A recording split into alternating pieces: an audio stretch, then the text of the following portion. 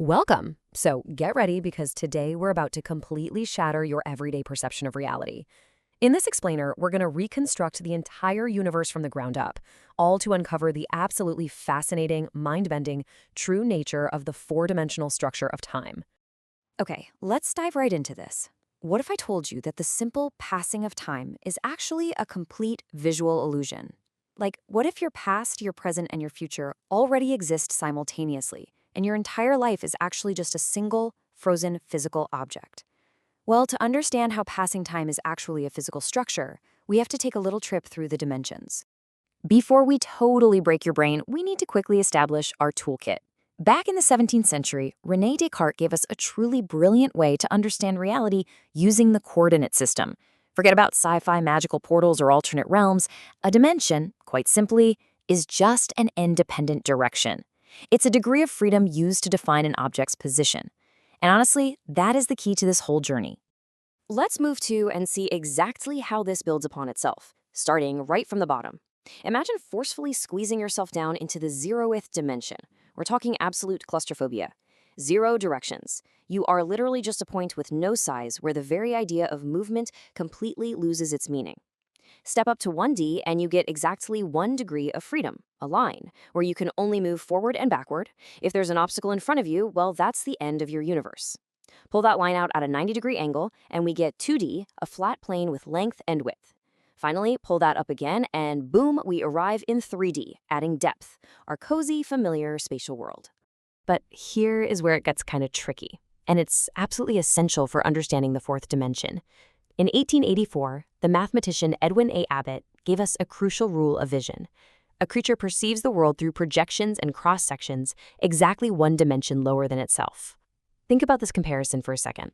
A 2D flatlander looking at a drawn circle doesn't actually see a round shape. They just see a flat horizontal line segment. To understand it's a circle, they would have to physically walk around its entire perimeter.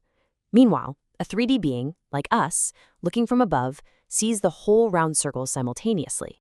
And this brilliantly illustrates an amazing paradox about dimensions. If that 2D character draws a square house around itself, to its flat neighbors, it has completely disappeared. It's entirely safe behind an impenetrable wall.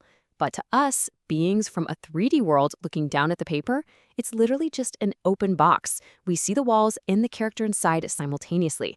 We could simply lower a finger from our 3rd dimension and touch the character without breaking the walls at all. It's wild, but higher dimensions effortlessly bypass the boundaries of lower ones. Now, let's bring that rule of vision back home to our world. We are living in a 3D visual illusion. We don't actually receive a ready-made 3D picture of the world.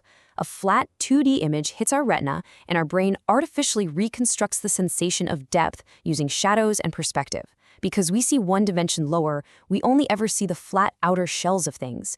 Think of a locked safe. You cannot see what is inside it. To see inside, you physically have to break the shape open. But what happens when we pull our reality out at yet another 90-degree angle? Back in 1908, physicist Hermann Minkowski proposed a pretty radical idea. Space and time can be viewed as a single, unified structure. We are now stepping into the 4th dimension. Here, time completely ceases to be an abstract flow that just sort of happens to us. Instead, time becomes an actual, physical direction. Now, what's really interesting about this concept is how perfectly it visualizes our massive leap in reality. The absolute easiest way to grasp 4D time is to think about the timeline in a piece of video editing software. We humans experience life frame by frame, like a viewer watching the final video. But the video creator sees the entire exposed strip of the video laid out on the screen all at once. A 4D being looks at our 3-dimensional universe the exact same way. It sees everything simultaneously. Remember that locked safe? A 4D being doesn't need to break it open today. It simply reaches back to the exact moment yesterday when the door was open. So what actually happens to your physical body in this 4th dimension? Well, since time is now a physical direction, you are no longer living life second by second. Your body is permanently stretched along this axis. I want you to imagine yourself, right now, as a giant, continuous space-time worm made up of millions of connected copies of you. At one end of this massive structure is you as a baby being born. Further along this body through space, you're walking to school. Right here, you're sitting exactly where you are right now watching this explainer. And finally, way over there, it ends with you as an old person taking your final breath. So the absolutely crucial point here is that in 4D, there is no past and there is no future. There's no movement at all. There's only this giant frozen monolith of your life from beginning to end. To a four-dimensional being looking down at you, your life isn't a story unfolding, it's an object. But you know, that 4D monolith is really just one rigidly fixed line of destiny. Let's take another step and expand outward into the fifth dimension. Here, we completely shift from strict geometry to possibility, the axis of alternative outcomes. According to Hugh Everett's many worlds interpretation in quantum mechanics, if we imagine every event and every single choice as a crossroads, your temporal worm splits in two at the moment of every outcome. In 5D, your single body transforms into a colossal, infinitely branching fractal. Think of it kind of like those massive narrative flowcharts in video games like Detroit Become Human or The Alters. Every new branch is a version of you having taken an alternate path. There's the branch where you become a millionaire, the branch where you're never even born at all, and of course, the branch where you are watching this explainer right now. They all exist simultaneously. For 5D being, there's no concept of fate or inevitability. You are an entire forest of all the people you could have become, and these alternate realities are simply different directions in space. Let's keep going.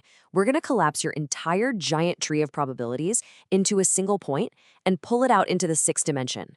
We are no longer looking at different destinies within the same physics. We are looking at universes with entirely different fundamental laws of physics altogether. We're talking worlds where gravity is 1,000 times stronger, where the speed of light is completely different, or where atoms fundamentally just cannot bond together. At the 6D level, your anatomy completely vanishes. A body requires stable chemistry. Here, you're no longer human, you are pure mathematical information, an abstract structure linking the very concept of your existence across all possible variants of physical laws. And now, we take that entire infinite network of 60 universes, collapse it all into a single point, and we enter the seventh dimension. This is no longer just a specific physical access, this is the ultimate metaphor, the space of all logically possible realities. Let me say that again. The space of all logically possible realities. Everything stops here. In this 7D absolute infinite frozen map, the very concept of an event completely loses its meaning. Action requires change, and change requires familiar time. But in 7D, nothing is ever created and nothing ever disappears. Every conceivable and inconceivable logic is permanently locked into this structure simultaneously. It's not just a library of books. It is the ultimate library containing all possible alphabets, all languages, all stories, and literally all the laws by which those stories could even be written. If your mind feels like it's kinda melting right now, honestly, do not worry. The mathematics of string theory absolutely allow us to calculate the 8th, 10th, and 11th dimensions. But those axes represent microscopic, curled-up spaces that are physically impossible to describe in macroscopic terms. We stop at 7D because human logic reaches its absolute limit. Our 3D brains evolved to hide from predators on a savanna, not to comprehend absolute macroscopic infinity. So let's just let out a grounding exhale and come back down. Look around you right now. The walls of your room are solid again. Time is moving comfortably forward.